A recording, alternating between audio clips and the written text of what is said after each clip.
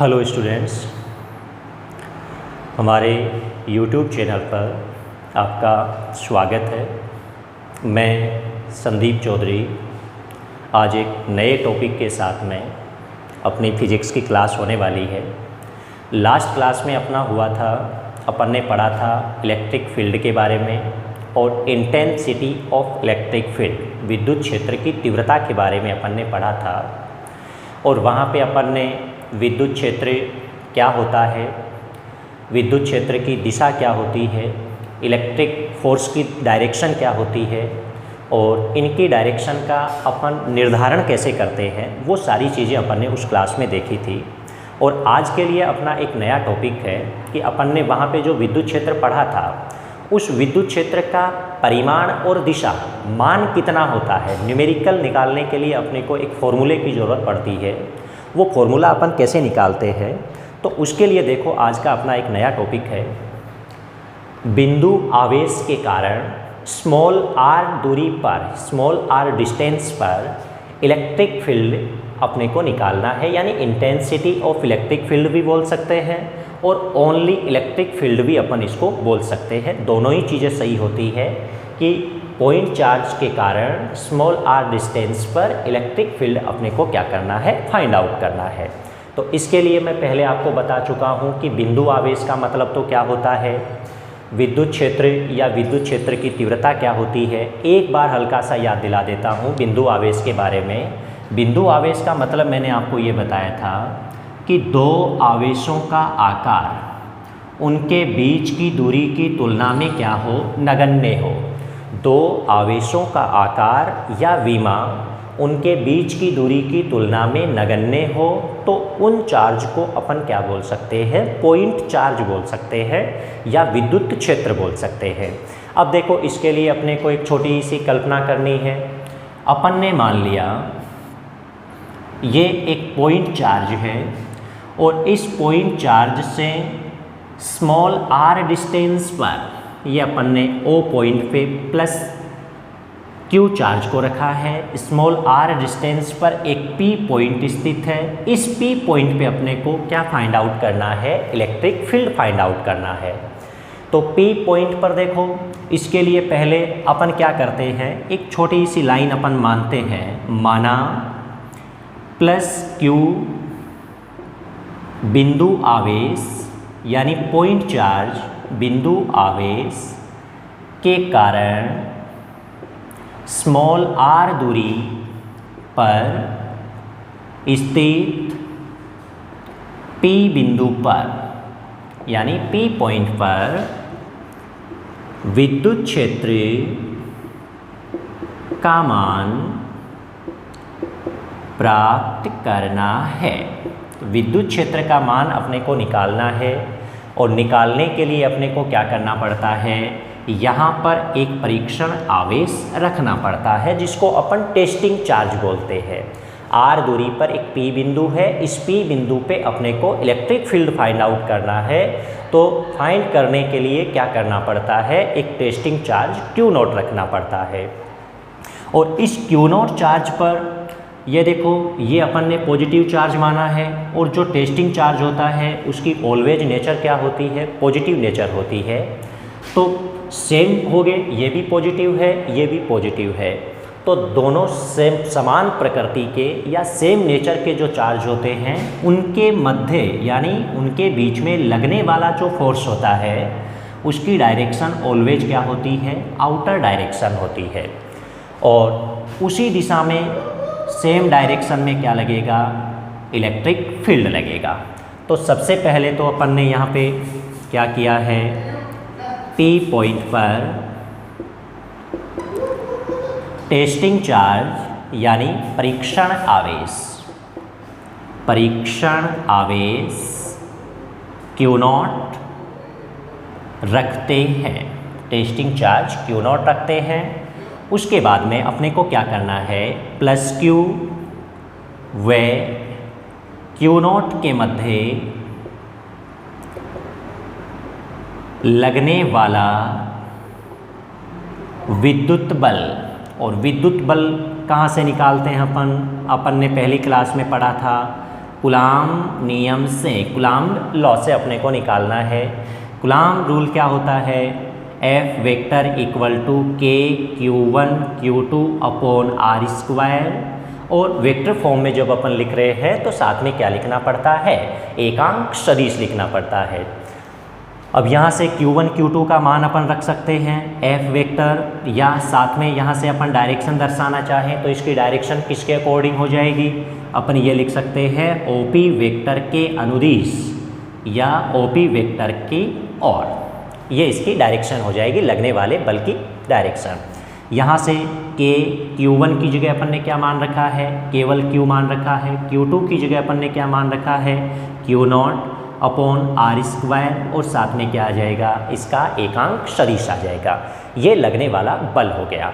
अब अपने को तो इलेक्ट्रिक फील्ड चाहिए, अतः है P पॉइंट पर यानी P बिंदु पर विद्युत क्षेत्र या विद्युत क्षेत्र की तीव्रता, विद्युत क्षेत्र E equal to E vector upon क्या लिख सकते हैं, F वेक्टर अपॉन Q0 लिख सकते हैं। अब यहाँ से E vector equal to F vector का मान अपन ने कितना निकाला है, के Q0 upon r square into क्या है, आर कैप। ये वैल्यू आपको यहाँ पुट करनी है, के Q0 upon r square Q0 और साथ में एकांक सदिश। और जो इलेक्ट्रिक फील्ड की डायरेक्शन है वो भी किसके अकॉर्डिंग होती है, इलेक्ट्रिक फोर्स के अकॉर्डिंग होती है। तो जो इलेक्ट्रिक फोर्स की डायरेक्शन है वो अपन ने लिखी है OP वेक्टर के अनुदिश, ये इसकी डायरेक्शन हो जाएगी। यहाँ से इसको सोल्व करते हैं तो जो E वेक्टर का मान आता है वो के Q अपॉन आर स्क्वायर और साथ में क्या आता है, आर कैप आता है। ये हो गया इलेक्ट्रिक फील्ड की वैल्यू। ये तो कौन सी फॉर्म में है, वेक्टर फॉर्म में है।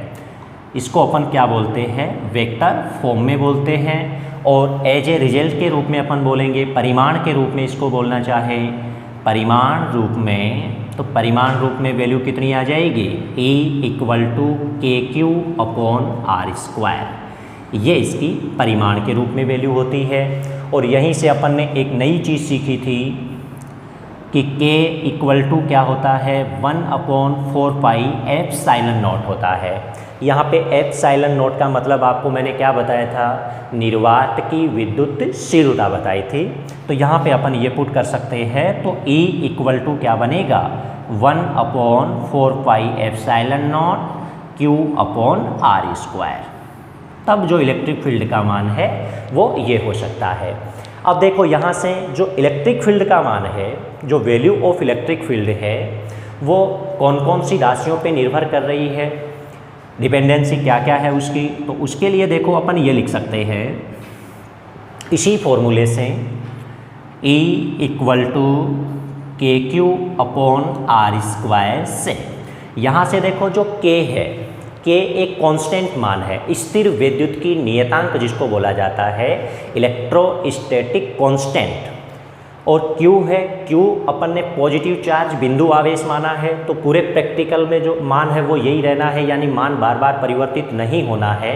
और जिनका मान बार बार परिवर्तित नहीं होता है उसको अपन क्या मान सकते हैं, कांस्टेंट मान सकते हैं। तो यहाँ से अपन ये लिख सकते हैं कि K and Q are constant, दोनों कांस्टेंट हैं। तो E अनप्रोपोर्शनल टू क्या लिखा जा सकता है, 1/r स्क्वायर। कि जो इलेक्ट्रिक फील्ड है वो दूरी के वर्ग के यानी डिस्टेंस के वर्ग के व्युत्क्रमानुपाती होता है। व्युत्क्रमानुपाती का मतलब क्या होता है, सिंपल सा, कि यदि r का मान बढ़ता है तो E की जो वैल्यू है वो कम हो जाती है, और r की वैल्यू घटती है तो E की वैल्यू क्या हो जाती है, बढ़ती है। यानी अनप्रोपोर्शनल टू का मतलब होता है कि जब एक वैल्यू बढ़ती है तो दूसरी घट जाती है, पहली और एक घटती है तो दूसरी क्या हो जाती है, बढ़ जाती है। और यहीं से देखो अपन साथ में क्या बोल सकते हैं, यदि आपको इसका ग्राफ पूछा जाए इलेक्ट्रिक फील्ड और डिस्टेंस के बीच में E एंड R, तो ये अपन ने अक्स वाई एक प्लेन ले लिया, अक्स वाई एक तल है, यहाँ पे एक साइड में इलेक्ट्रिक फील्ड को रखा है वाई अक्ष की ओर, और x अक्ष की ओर अपन ने किसको रखा है, डिस्टेंस को रखा है। और व्युत्क्रमानुपाती यानी अनप्रोपोर्शनल टू का जो ग्राफ बनता है वो ऑलवेज कैसा बनता है, ये बनता है परवलय आकार का, r²।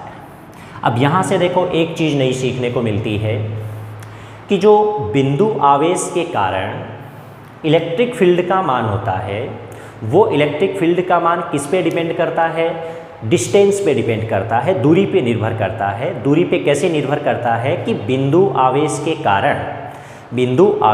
के कारण यदि दूरी अपन बढ़ाते जाएंगे, जैसे जैसे दूरी का मान बढ़ता जाएगा वैसे वैसे इलेक्ट्रिक फील्ड का मान कम होता जाएगा। यानी बिंदु आवेश से जब अपन दूर जाएंगे, जैसे जैसे दूर जाएंगे वैसे वैसे टेस्टिंग चार्ज पर लगने वाले बल का मान भी घटता है और इलेक्ट्रिक फील्ड का मान भी धीरे धीरे क्या होने लग जाता है, घटने लग जाता है। तो एक बार दोबारा रिवाइज करवा देता हूँ। पॉइंट चार्ज के कारण स्मॉल r डिस्टेंस पर आपको इलेक्ट्रिक फील्ड या इंटेंसिटी ऑफ इलेक्ट्रिक फील्ड आपको फाइंड आउट करना है। इसके लिए अपन ये सपोज करते हैं कि plus q charge small r distance पर p पॉइंट, यहाँ पर एक टेस्टिंग चार्ज पुटअप किया जाता है और उसके बाद में प्लस q और टेस्टिंग चार्ज के बीच में लगने वाला जो इलेक्ट्रिक फोर्स होता है, विद्युत बल, वो अपन कहाँ से निकालते हैं, कूलॉम लॉ से। तो कूलॉम लॉ क्या होता है, F = K Q1 Q2 by r²। With direction अपन ने लिखा है, डायरेक्शन क्या हो जाएगी, OP वेक्टर के अनुदिश हो जाएगी, यानी O से P की ओर होता है, ये मतलब होता है इस बात का।